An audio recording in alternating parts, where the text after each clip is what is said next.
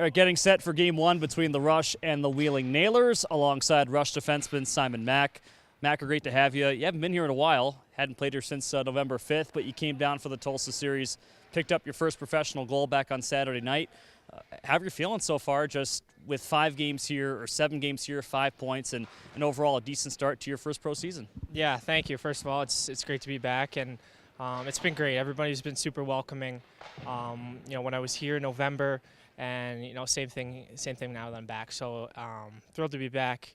Obviously hoping for a better result last week, but we got a great challenge against Wheeling here this week that we're excited for, and as we kind of gear up for a playoff push here.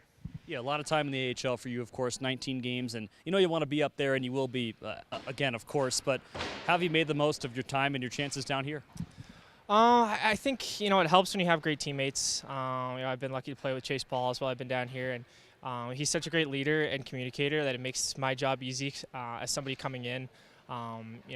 Especially when I was here in November with kind of a fresh set of teammates, coaching staff. Having somebody like that is in my corner and supporting me through the way and throughout the games and talking to me, it makes my transition a lot easier. So he's been excellent for me. Yeah, I feel like just watching last week in Tulsa, you can hear Palsy all over the ice, just communicating with you. What have you learned from him there? A lot. It's systems. It's just leadership. On the bench, off the ice. Like I said, he's such a great communicator, and that translates to the game on the ice specifically. But like I said, for me, somebody coming in who doesn't necessarily know all the systems like right off the bat, having somebody like him to talk to me on the ice, whether it's going out for a face-off or mid-shift kind of thing, gives me confidence in the plays that I'm making and allowing me to just play my game.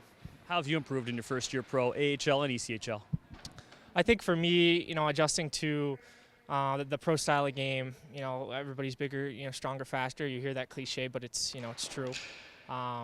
So I think just for me, keeping things simple is a big part of my game, and I like to activate in the offense as much as possible. So I try to do that as smart as I can as a defenseman, and hopefully the offense comes from that side of things, because I feel like that's a big part of my game in addition to my defense. So.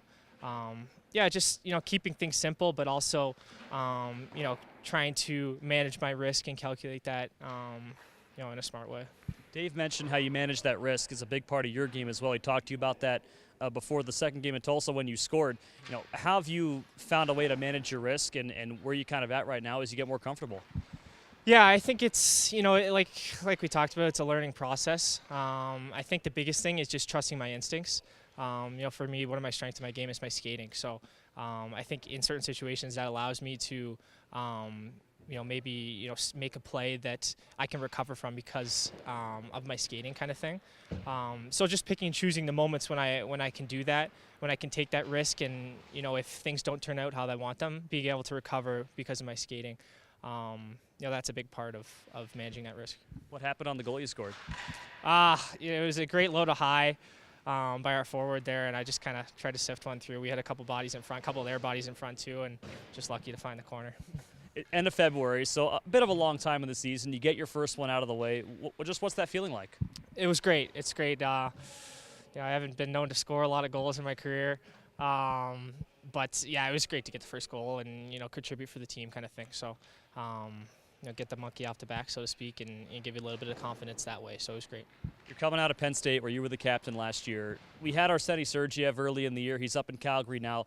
What was your relationship like with your starting goaltender for that Frozen Four team? Arseny's great. He's such a great team guy. He's everybody loves him. He's goofy, and that's what's so great about him. He's great to have in the locker room. Really easy guy to talk to, and a great competitor. He's super competitive, and that's why he's been so successful in hockey and in life, is because he just competes in whatever he does, and it's great to see him having success in Calgary now. He's a really funny guy too. Yeah, he is. Very funny guy. That's what I mean when I say goofy.